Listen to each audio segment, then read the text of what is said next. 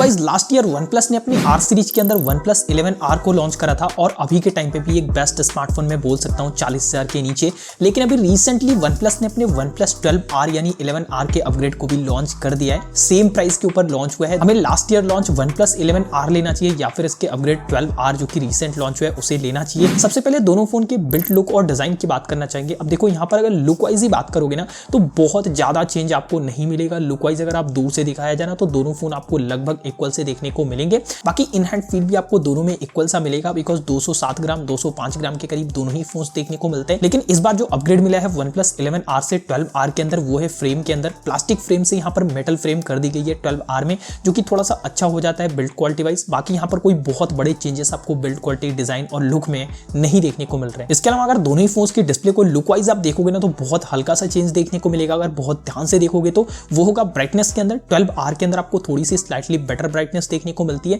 Because इस बार यहाँ पर LTPO वाला पैनल यूज करा गया है जो कि OnePlus 11R के फ्लूइड एमोलेड से थोड़ा सा बेटर हो जाता है बिकॉज थोड़ी सी बैटरी कंजप्शन भी कम हो जाती है और 1 हर्ट्ज से 120 हर्ट्ज तक का ऑप्शन देखने को मिलता है जो कि OnePlus 11R के अंदर नहीं मिलता है। और कहीं ना कहीं इसकी वजह से जो बैटरी कंजप्शन होगा वो आपको बेटर देखने को मिल जाएगा। क्वालिटी आपको दोनों ही के डिस्प्ले के ऊपर सेम सी देखने को मिलती है, कोई बहुत बड़ा अपग्रेड आपको नहीं मिलता है। इसके अलावा सिक्योरिटी के लिए दोनों ही फोन में फिंगरप्रिंट सेंसर दिया गया है जो कि दोनों ही अच्छे तरीके से वर्क करते हैं दोनों फोन में। बाकी ओवरऑल जो डिस्प्ले है ना वहां पर मैं कहना चाहूंगा कोई बहुत बड़ा डिफरेंस इन दोनों फोन के अंदर तो नहीं मिलता है। लेकिन हाँ ब्राइटनेस में थोड़ा LTPO पैनल हो गया, उन चीजों के मामले में 12R में थोड़े अपग्रेड जरूर देखने को मिल रहे हैं। इसके अलावा अगर इन दोनों ही फोन्स की परफॉर्मेंस की बात करें सबसे इंपॉर्टेंट पॉइंट हो जाता है। अब देखो OnePlus 11R जब लॉन्च हुआ था स्नैपड्रैगन 8+ Gen 1 वाला CPU लेकर आया था और उस प्राइस के ऊपर उस टाइम पे ना अभी तक ये फोन में बोल सकता हूँ कि बेटर ऑप्टिमाइज फोन हो जाता है बिकॉज आपको कोई भी हीटिंग देखने को नहीं मिली थी, काफी ऑप्टिमाइज चिपसेट था और ओवरऑल जो परफॉर्मेंस थी ना उसको काफी अच्छे से मेंटेन करा था OnePlus ने चिपसेट के साथ में। वहीं पर भाई OnePlus 12R में देखने को मिल रहा है स्नैपड्रैगन 8 Gen 2 वाला चिपसेट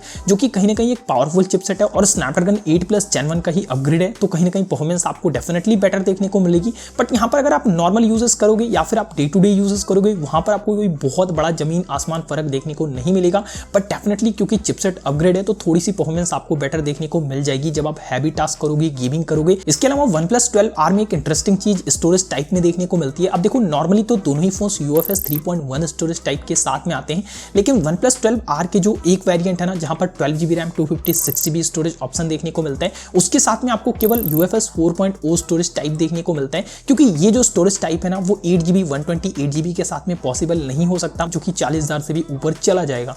तो ये तो चीज हो जाती है परफॉर्मेंस को लेकर जहां पर कहीं ना कहीं अगर आप अपग्रेड देखोगे तो 4.0 के साथ में थोड़ी ज्यादा बेटर देखने को मिलेगी। रीड एंड राइट स्पीड हो या फिर डे टू डे टास्क को थोड़े ज्यादा स्मूथ आपको वो देखने को मिल जाएगा। इसके अलावा अगर इन दोनों ही फोन्स के सॉफ्टवेयर पार्ट और अपडेट पॉलिसी की बात करें तो जो OnePlus 11R है ये Android 13 के साथ आया था। अभी तक Android 14 का अपडेट नहीं मिला है लेकिन इसके साथ में 3 साल तक Android अपडेट मिलेंगे यानी Android 14, 15 और 16 तक का। लेकिन भाई जो OnePlus 12R है ना ये Android 14 के साथ लॉन्च हुआ है आउट ऑफ द बॉक्स, यानी Android 14 के बाद में 15, 16, 17 और 18 तक का, जो कि काफी तगड़ी चीज है। तो अगर सॉफ्टवेयर पार्ट की भी बात करें तो देखो दोनों ही सेम OxygenOS के साथ में आते हैं तो वहां पर कोई दिक्कत नहीं है। लेकिन भाई अगर अपडेट पॉलिसी की बात करें तो 12R में आपको थोड़ा सा बेनिफिट जरूर मिलेगा अगर आप लंबे टर्म तक फोन को यूज करने वाले। बाकी इन दोनों ही फोन्स के सबसे कंफ्यूजिंग पार्ट की बात करें जो कि इन फोन का कैमरा सेक्शन। अब देखो बहुत सारे लोग, बहुत सारे क्रिएटर्स इसको लेकर काफी ज्यादा हाइप मचा रहे हैं कि यहाँ पर बहुत ज्यादा चेंजेस है, लेकिन मैं आपको बिल्कुल एक्चुअल बता दूं। अब देखो दोनों ही फोन्स की अगर हार्डवेयर पार्ट की बात करें ना, गिमिक की बात करें तो मैंने वेबसाइट पे चेक किया, दोनों ही का जो हार्डवेयर है बिल्कुल सिमिलर है, यानी कि दोनों ही में जो कैमरा सेंसर्स लगाए गए हैं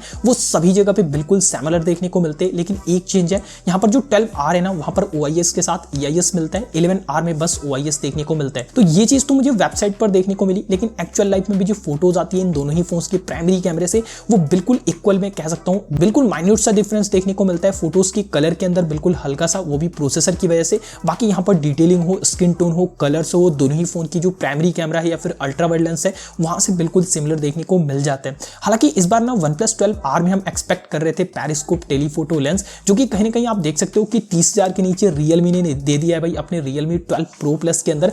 तो कहीं ना कहीं OnePlus इसे दे सकता था, लेकिन अगर ये चीज नहीं दे रहे हैं 12R के अंदर तो मैं बोलूंगा कैमरा चाहे फ्रंट हो, बैक हो, वीडियोस के लिए हो या फिर इमेज के लिए हो, इस बार कोई बहुत ज्यादा अपग्रेड कैमरा के अंदर भी देखने को नहीं मिला है। तो यहां से मैं बोलूंगा कहीं ना कहीं OnePlus ने अपने फैंस को डिसअपॉइंट जरूर करा है। इवन एक चीज और देखने को मिला कि भाई जो OnePlus 12R है ना उसके अलर्ट स्लाइडर को राइट साइड से हटा करके लेफ्ट साइड में कर दिया गया। तो कहीं ना कहीं अब एक हाथ से आप सारा ही चीज एक्सेस नहीं कर सकते, वॉल्यूम बटन और अलर्ट स्लाइडर। आपको अगर अलर्ट स्लाइडर का यूज करना है तो आपको फोन को कहीं ना कहीं लेफ्ट साइड में देखना होगा। इसके अलावा अगर दोनों ही फोन्स में बैटरी और चार्जिंग की बात करें तो OnePlus 11R के साथ में 5000 mAh की, तो 12R के साथ में 5500 mAh की, यानी 500 से जो बैटरी कैपेसिटी है ना वो थोड़ी सी ज्यादा जरूर देखने को मिल रही है। 12R के अंदर 100 वॉट थी, 11R के अंदर 120 वॉट कर दी गई है 12R के अंदर, लेकिन यहाँ पर भी कुछ एडिशनल नहीं दिया गया, लाइक वायरलेस चार्जिंग, कोई भी रिवर्स चार्जिंग ऑप्शन नहीं मिल रहे हैं। तो कहीं ना कहीं मैं कहना चाहूंगा जो OnePlus 12R है ना वो डेफिनेटली थोड़े प्लस पॉइंट्स के साथ में आता है। थोड़ी चीजें ऐड की गई हैं 11R से, लाइक डिस्प्ले के अंदर LTPO पैनल, यहाँ पर डिस्प्ले के अंदर जो क्वालिटी है वो थोड़ा सा इंप्रूव किया गया है, यहाँ पर जो चिपसेट है वो नया लगाया गया है। कहीं ना कहीं अगर मैं बोलना चाहूँ तो जो अपग्रेड मिलता है ना वो इसके डिस्प्ले और कहीं ना कहीं परफॉर्मेंस पार्ट के अंदर मिलता है। बाकी एक दो चीजें इधर उधर करके इस फोन को सेम लॉन्च करा गया है, मैं ऐसा कह सकता हूँ।